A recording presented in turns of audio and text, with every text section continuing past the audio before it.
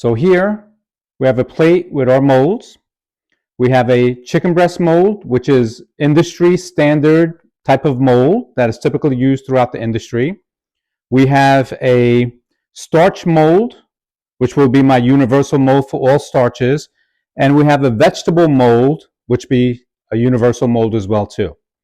What I decided to do was I wasn't happy with the industry standard molds for vegetables. And actually there isn't one for any starch. You would have to pipe it out of a bag, which we originally did as well too, is that this universal mold could be used for all types of vegetables. It has a nice height to it as well too. So all of the three components of your starch, your vegetable, and your protein will all look and resemble similar to a regular meal as you would get in a restaurant.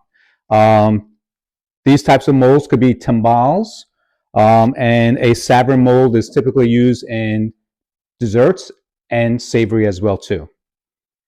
So this is what it looks like, and we'll discuss it further. Okay, here are the molds that we use. This is a chicken breast. This is the only mold, the protein mold is the only mold that I use from the food service healthcare industry. The other two molds I use here are from the baking industry. This is a decorative mold used for pastries, and this is called an oval savory mold that is used in baking as well too, and sweet and savory.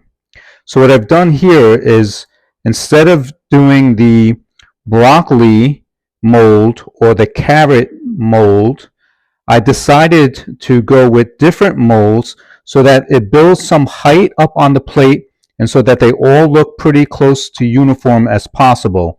So you have the chicken breast, you'd have the vegetable, and then you have your starch, your mashed potato.